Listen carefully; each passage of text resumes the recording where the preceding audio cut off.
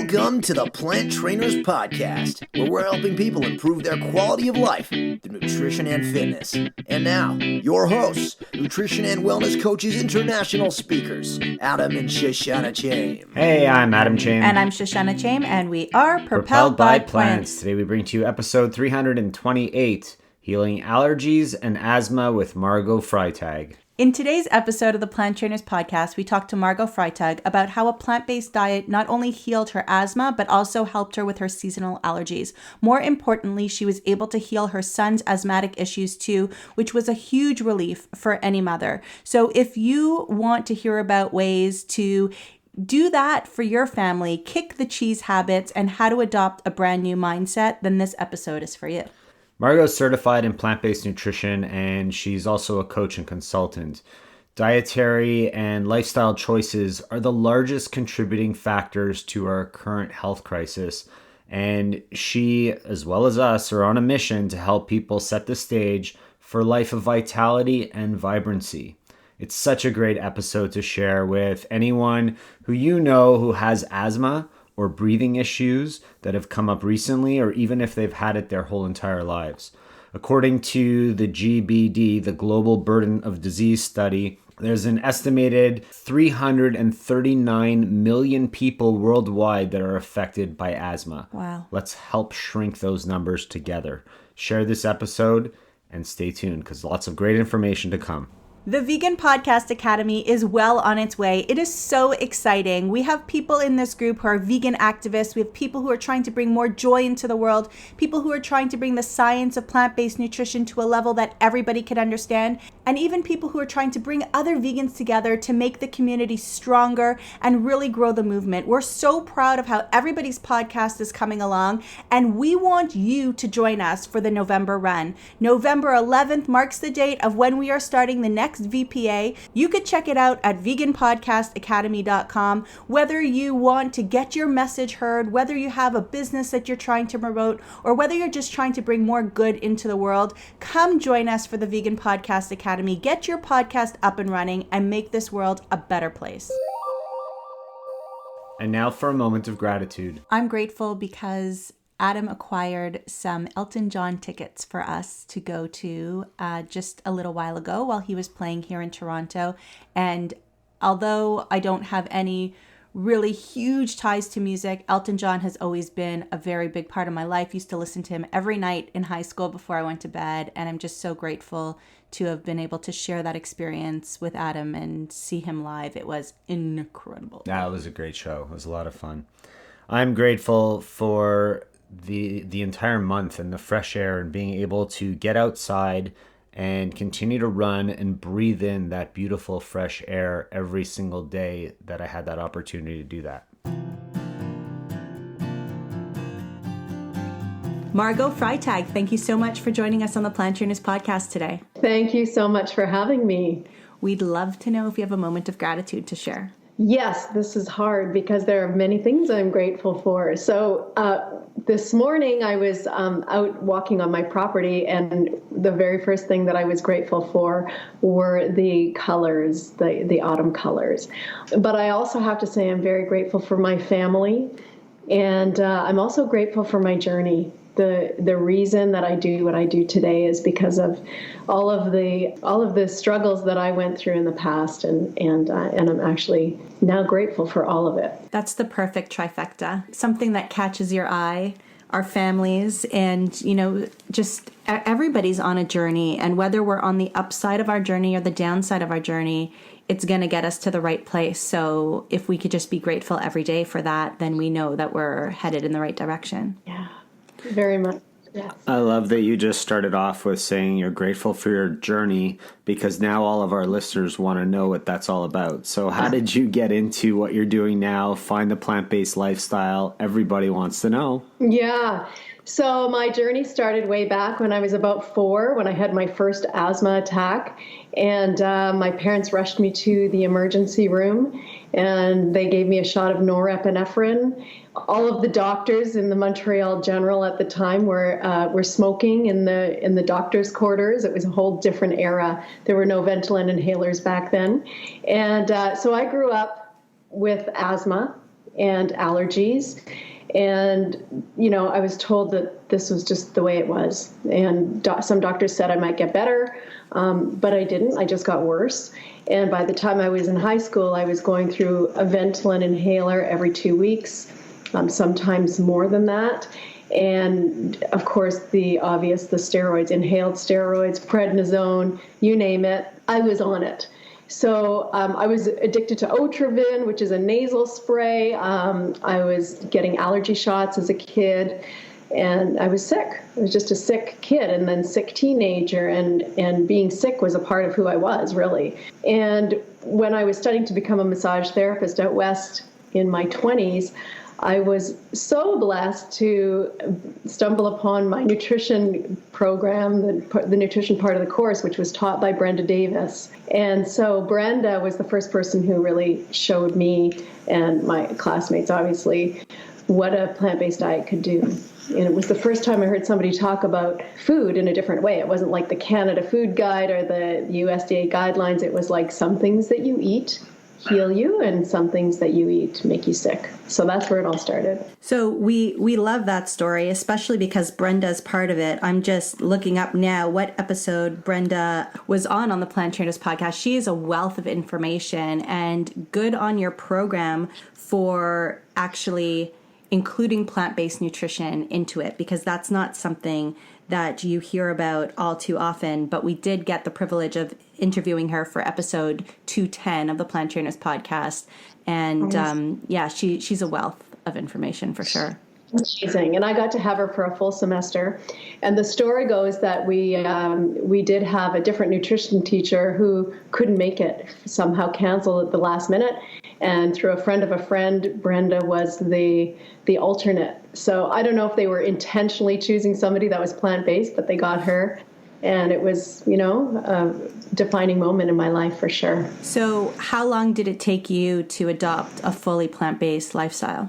So obviously the class made a real impact on me. It was, there were lessons there that stayed with me. That was 1996, 1995. I wasn't ready to jump in and give up cheese at that time. It wasn't even on my radar. And I continued to struggle with my health for I would say several years after that. And the defining, or the time that really I knew we had to make a change, was when my little boy, who was 4 at the time, was diagnosed with asthma. And so I knew what we needed to do. And sometimes you need a little push. We did it cold turkey. We gave up dairy. We were not really big meat eaters anyway, but we did everything we needed to do right then and there. And within 3 days, the Ventolin inhalers were at the back of the cupboard collecting dust. So yours and his? Both, yeah. Both. So, we've talked about the effects of dairy on our health so many times on the podcast. For those people who haven't heard that, can you talk to us a little bit about how dairy really does play into breathing diseases? Well, we know, obviously, that it's addictive, so too much of anything is not good. It's an inflammatory food in its own right. It doesn't necessarily have a lot of arachidonic acid in it, like meats and other things that cause inflammation, but it's a mucus producer for sure, and definitely, it causes inflammation. So it was a big factor for us. In fact, I was never a milk drinker, but it was the cheese more than anything.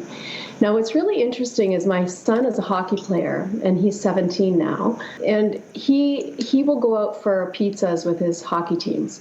Like, it does happen. Other than that, he's completely plant-based. Once in a while, cheese sneaks in, like pizza with the hockey team. And he's okay. Like, he can get away with that and not do it very often. It doesn't seem to impact him. But when it's a part of your regular daily food intake, I think that's when the problems creep in. So, for me, it's just not even a question. I would never have it. We see that with our son as well. He's allergic to wheat. He's allergic to gluten, and we've done a lot of healing of his belly over the last 8 years. And now he's finally at a point where, or actually more than 8 years, but over the last 2 years, he's at a point where, he can have, his pizza won't have cheese on it, but he can have a regular dough pizza, or he could have a cupcake or a piece of cake, vegan piece of cake that is not gluten-free, and he'll be able to deal with that fine, because there's been so much healing over time. But when they're constantly eating the foods that they're allergic to, when they're constantly eating the dairy, it's not helping your gut microbiome. It's not helping the lining of your stomach. It's not helping your cells be the best cells that they can. So the body just can't tolerate it. I mean, I'm sure you get this as often as we do when people say, well, I really don't eat that much dairy anymore anyway. I just have, a couple of pieces of cheese a couple of times a week. So in their minds, they're doing really well because they've eliminated so much. They're using almond milk. They're not eating yogurt anymore. But those pieces of cheese, because they haven't had that time to heal, it's quite detrimental. Do you find the same thing? Absolutely. And, so there's so many parts to that. Like, obviously, we're after progress, not perfection. So way to go for the almond milk. And there are so many alternatives nowadays. I mean, it's just not even necessary. You can get so many awesome plant-based cheeses that will help you over the hump. So people just need to understand it's not just about breathing. It's about IGF-1 levels and cancer and all of the other things that go along with dairy that we really don't want to put in our body, right? Is dairy the first thing that you normally recommend that people take out if they're not willing to make that overnight change? Yes. Ahead of gluten? Ahead of gluten, yeah. I mean, not everybody is allergic to gluten. And, I still eat gluten.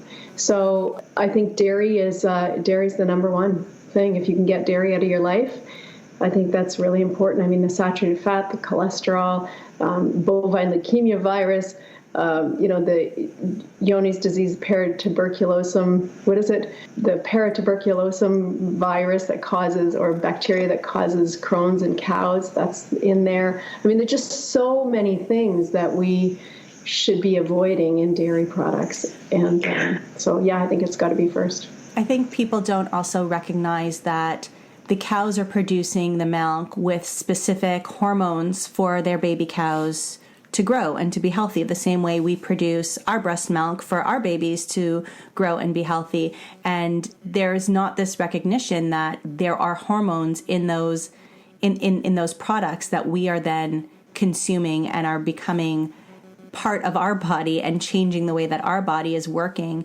And, even just this morning on our social media at Plant Trainers, there was a question about, well, what about the estrogen in soy? Aren't you worried about that? So, I did get into it. It's the phytoestrogen. It's not the same estrogen. It's not absorbed by the body. It doesn't block anything in the body. But we do have those problems when it comes to dairy products. It's just not talked about, and it needs to be talked about more. Right on. Yeah. Coming back to the asthma, was there a specific kind that you had or your son had? We're not talking about exercise-induced asthma necessarily. Is there a difference? Is asthma just asthma? I guess it's different for everybody. And I was told that, mine was stemmed from allergies, but I had everything-induced asthma. So I had laughter-induced asthma, exercise-induced asthma, animal-induced asthma. Like, it was just anything and everything, was the cause of my asthma. For my son, it seemed to be more of an exercise-induced thing. And so that meant that he could sort of go along with his day and not get winded and, but as soon as he was involved in a sport, we really saw a difference. We really noticed what was going on. And I have a theory about that. I think that when people are sensitive in this way, they probably have a low-grade inflammation happening all the time that just rears its head when, under exertion. So are there different kinds of asthma? Yeah, probably. And I think that it's all caused by the root. The root cause is probably the same across the board. And I think that has to do with inflammation in the body, which is largely due to the foods. So your son has exercise-induced asthma. You said he's playing hockey now and sometimes is going out for pizza and having cheese, but he knows that there's a direct impact of the cheese on his asthma, and he still chooses to eat the cheese.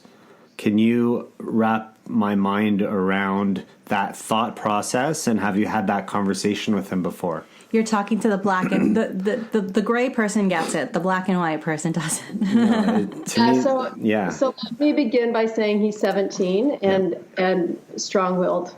The other thing is that he is 100% vegetarian, 100%. He would never have meat or an egg, or he would never, just buy cheese and have it in the house. Like, that would never happen.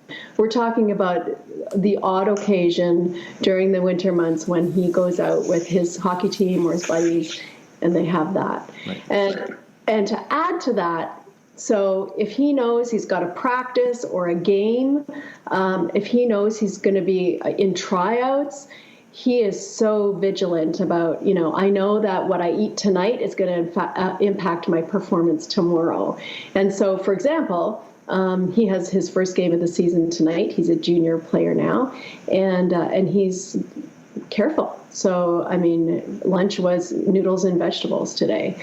He knows what he's got to do so that he's on his game tonight, and he's really clear about that. I think that if he was at that stage where it still did induce the asthma or still did make him feel sick as opposed to not performing at his very, very best, it sounds like it would be a different answer, right? Like, he wouldn't eat it if he would end up on the puffers the next day. Yeah, he hasn't needed a puffer since he was 5 years old. Like, it's really not a thing anymore. It's just the way he was raised now. And so, I think that, there's a little extra motivation if you can't breathe and it's because of the cheese, pretty good chance you're going to. Right. I deal with high school students all the time. I understand the age group and the thought concept and process. And I love talking about the mindset and understanding how these people are thinking, because there is a direct impact, like you just said, on the food they put in their body and their performance that they're going to have. And to have people change and do something different from what they're so used to doing is not a very easy thing to do. So for everybody that's listening, that's thinking like, I have this issue, maybe the food is the problem, maybe I should stop or change it. They're not always so willing to change it until they have a serious complication or something serious happens to somebody else they know. So how do we encourage people to go through that process of changing the way they think about the food and how that is going to interact with their body? That's such a powerful and important question, and I don't know. It's such a critical piece, right? People, once they know what to do and they know why they should do it, then the next thing is are they motivated enough to do it? And so what's the underlying drive? What's the underlying motivation? Is it that they don't want to have a heart attack and die? Is it that they want to be a better athlete? And a lot of people just want to eat the way they eat. And I don't know how to change that. That's why I typically work with people who really do want to change. And it's a really interesting question, and I don't know the answer. I don't know that there is an answer. I think the answer is different for each individual. And, before we hit record, we were talking about working with ideal clients who come to us ready for that change, understanding the power of plant-based, just needing to be able to apply it and get over their challenges and make it work. But when we have all these different personalities, it's even those people who are ready, it's still going to look different for everybody, but going out into the public and even amongst your friends, right, and talking to people, you're going to make a big enough impact on maybe 1 out of 10 people that you speak to in the non-work environment. In the work environment, when you have people who are ready to make a change, ready to change their lives, whether they understand that that's plant-based or not, you're going to be successful with 9 out of 10 of those people. So I think just, getting the message out, hitting it home as many times as possible, putting it on social media, having those conversations, but not putting any emotional attachment to it is going to get people ready so that if they do start to see they need it for performance or they need it for their life or they need to influence somebody else. Like I have a family who they all 8 of them went plant-based because one child had a problem, right? And they've lost over 100 pounds collectively to this date. So you never know what's going to get people, but the more exposed people are, the more ready they're going to be when something does come along. And hopefully it's not something tragic. Right. And I think the other interesting piece to that is, so there's the vegan community, and they're motivated by, animal welfare. And then there are the people who, I just had a friend reach out to me and say, we never really thought of going plant-based, but, I didn't realize until now about the environmental impact. I was unaware. And so people are motivated by different things. And I think the beauty is that it's so easy to do it now. I just wanted to jump in here for one moment. A few weeks ago, we talked about redox signaling molecules and how that is helping people. And when I was in a situation that I could not use food and nutrition to heal, this was something that really helped me, and it really didn't matter what the problem was because this helped my whole body with zero toxicity, and it has been amazing for me and others. If you would like to talk about how it can help you from an inflammation point of view or hormonal point of view or even an athletic point of view, please feel free to email us at info@planttrainers.com and we will hop on the phone with you and give you more information. And now back to the show. Yeah, and environmental, I could remember shortening my showers to save the water and to save the environment. And now that I understand how much water goes into making 1/4 pounder versus how much water I'm using in a shower, I shower as long as I want now.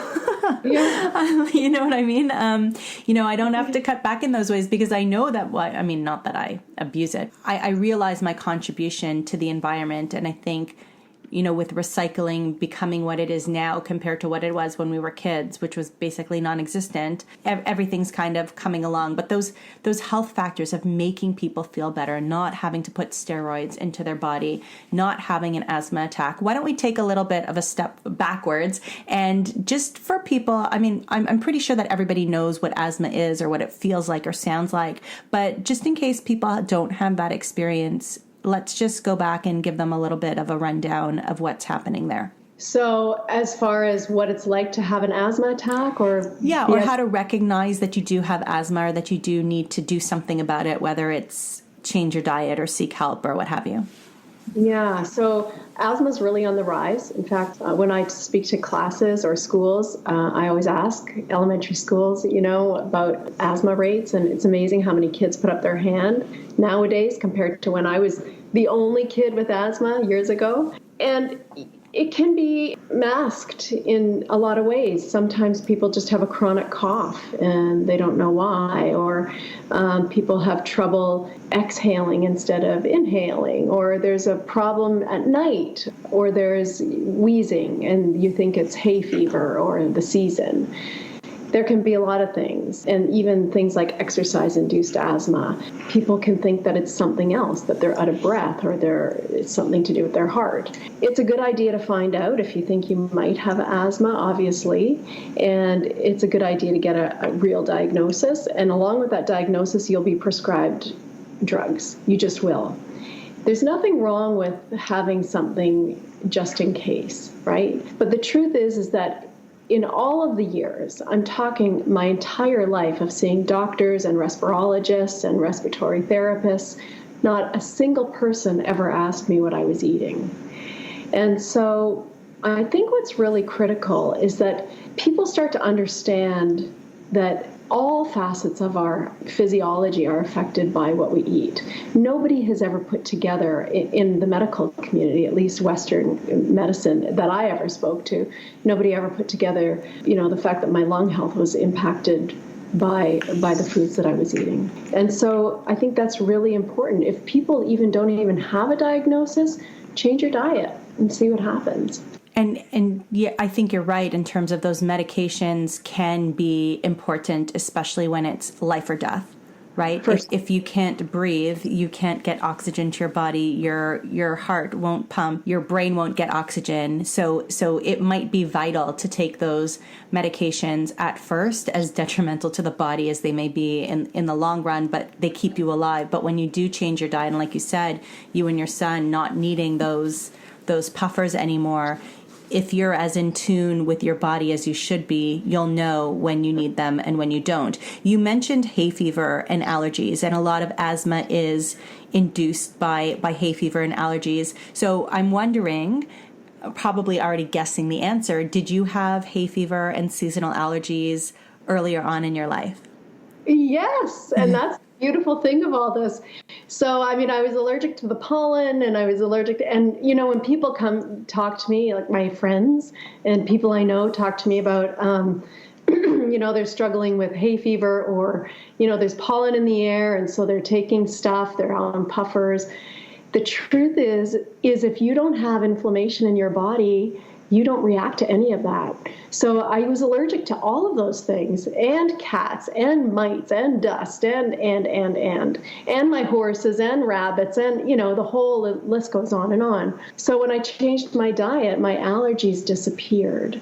So I'm not allergic to animals anymore. I'm not allergic to pollen anymore. I can still go out for a run and, you know, the pollen's flying around.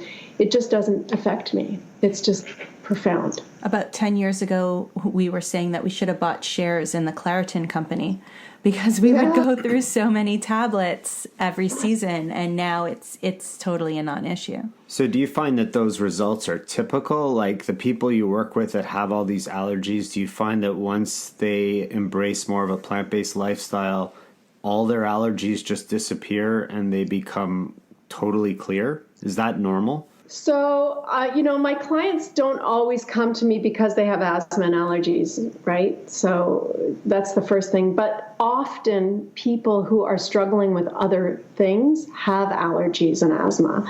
So it'll be on their list of things that are wrong, which is usually includes things like weight issues, high cholesterol, maybe, you know, blood sugar issues, etc., autoimmune disorders. And yes, the allergies, when people make a shift, the allergies always become less of an issue. I don't have any science or any documentation in my own experience to say whether or not these allergies are gone completely, but it's been my experience that when people shift and their internal, you know, state, their health improves internally, that their reaction to the environment is profoundly changed.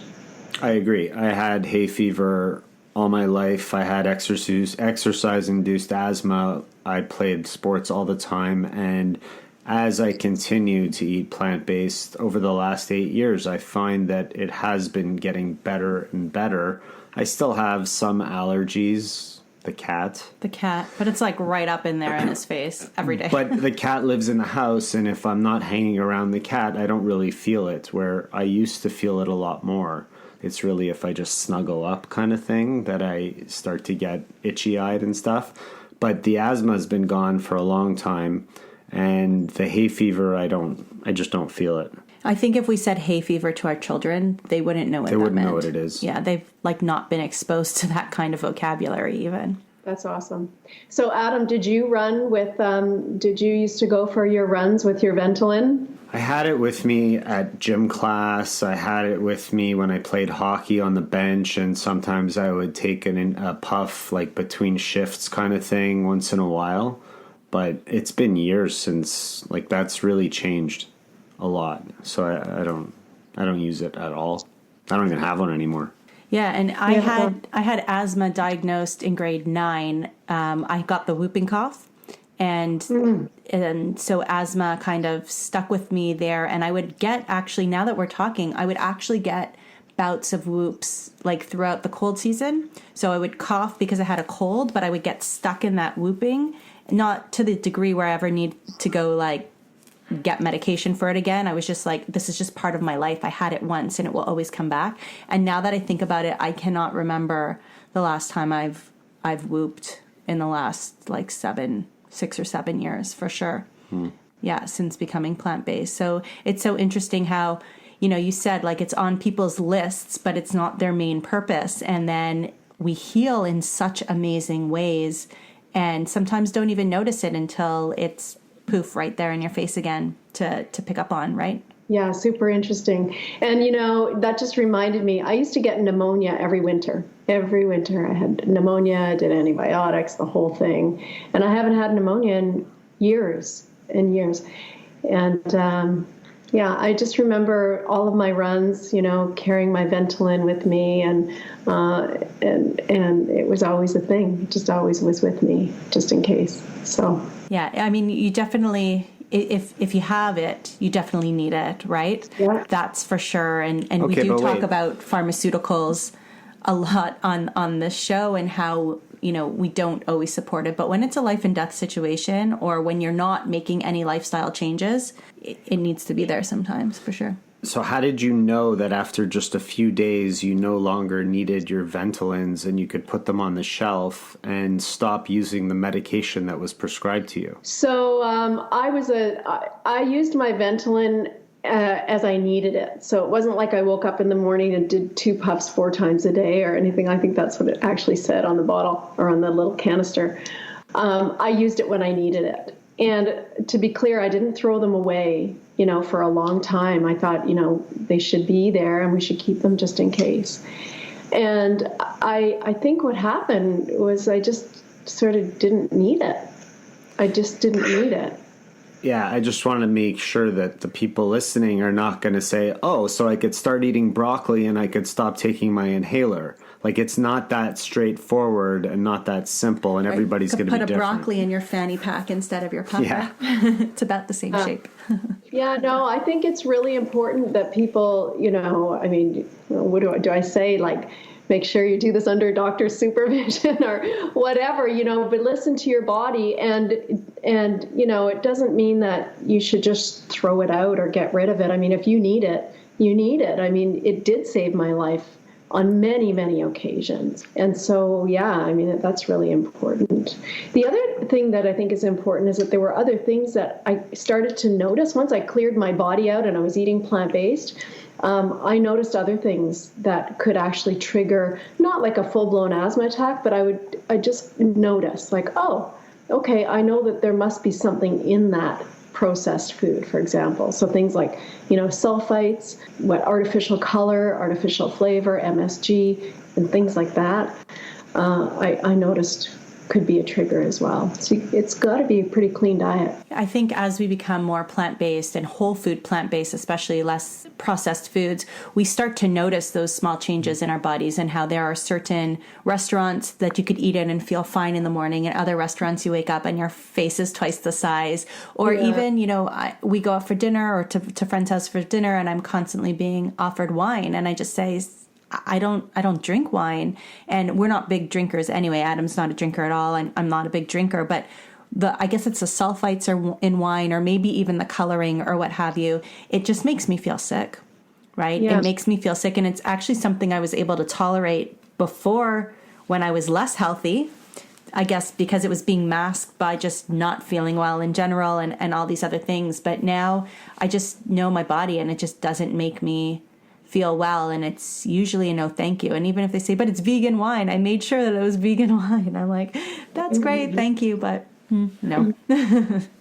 Yeah, definitely. I know organic wines tend to have less sulfites, and so if people are looking for fewer sulfites, that's a way to go. I think it becomes a process of becoming more aware of the food that you're consuming, what you're putting into your body, but also noticing how it makes you feel. And a lot of people are not very mindful of their food intake or the process of eating. They sit down at the table and they shovel it all into their mouth, or they're watching TV mindlessly feeding their face. And when you take a moment to actually eat slowly and process mentally what you're doing by putting what into your body, and later on even noticing how your body's reacting, it makes a big difference to your quality of life and your ability to understand how certain foods affect you in different ways.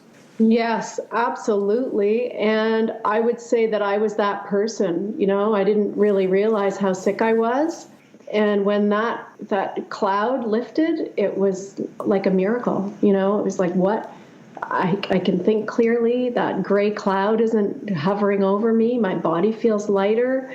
And then it was only then that I started to tune in when it was such a big change. I mean, but for years and years, I was just kind of dragging myself and didn't even really know it, And I was fit, I was athletic, but I didn't pay attention to what was really going on inside. So you're right, I agree with that. So you said that cheese was one of the things that you held on the longest before you made that change for your son. And I'm sure that you see that with a lot of your clients as well. And we love to end with some actionable tips towards the end of the podcast. So what kind of actionable tips do you have for people who are really I just love my cheese too much to go all in? So back when I gave up cheese, I really thought that it was the salt. I thought that that's what I was missing, and I didn't know what I know now. But what I did was I ate pickles. So pickles were my big go-to for several weeks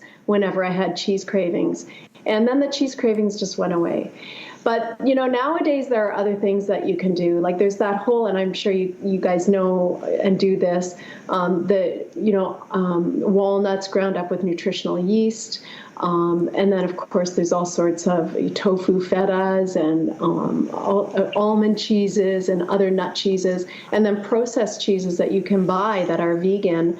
I call these treat and transition foods. They're definitely not something you should be consuming every day because they are not exactly whole food plant-based or healthy, health promoting, but they can help get you away from the casomorphines and away from the addictive quality of cheese. So I call them treat and transition foods. And of course, Miyoko's Kitchen is one of my favorite. You guys probably have some go-tos as well. Yes, for sure. And I think living in Ontario, which you do as well, which was interesting when we first met up. But yeah, in Ontario we have a plethora of different kinds of cheeses, and it's funny because even in our own home, there's people who prefer one company over another. So there really is something for every taste. So for those people who have tasted, non-dairy cheeses, let's say 3 years ago and said, oh, it was disgusting. First of all, it probably was. And the companies have changed the recipes since. So go ahead and try that again. But there's so many different types and so many beautiful artisan cheeses. So if you are going to a party where there's a cheese board or charcuterie board, you can bring your own, and it looks just about the same and it tastes beautiful. So you have all of those options. There's melty ones, there's Parmesan-y ones. So any kind of recipe that you're used to making that you'd like to keep the same, you can definitely find or make a replacement that is quite suitable. Yes, absolutely. So Margot, it's really great connecting with people that are doing similar things and helping people get healthier on their journey to good health and longevity. So I want to just thank you so much for being here with us on the Plant Trainers podcast. If people want to reach out to you and get more information on how they can get some help with their asthma, their allergies, or whatever else you could help them with, where would you like them to go to reach out? Well, you can email me directly at Margot, M-A-R-G-O-T, at taigawholehealth.com.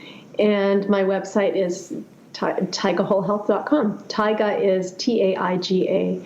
And it's just another name for the boreal forest where I live up here in northwestern Ontario. Oh, that's beautiful. And we will link to that in the show notes as well. So again, thank you so much for spending time with us today. We really do hope that you have the best day, the best week, the best month, and enjoy the beautiful colored leaves. Thank you so much for having me. Thank you all so much for listening to this edition of the Plant Trainers podcast. We want to make sure that you subscribe on iTunes, Google Play, iHeartRadio, Stitcher, or any other podcasting platform. We really appreciate the feedback we receive from you. Every time we get a 5-star rating or review on iTunes from one of our fans, it really helps other people find us just like you did. Thanks so much to our patrons. To become a patron, visit us at patreon.com/planttrainers. Even supporting us with $1 really makes a difference in the quality of the show. And don't forget to connect with us on Instagram and Twitter. Our handle is @PlantTrainers. Like Plant Trainers on Facebook, join our newsletter, and check out our website at planttrainers.com for awesome recipes, a list of our services, and of course, our latest podcast. We encourage you to email your questions to info@planttrainers.com so that we can help you improve your quality of life through nutrition and fitness. So we hope we've inspired you today. Join us again next time and have a healthy day. Or is that too corny? It's a little cheesy.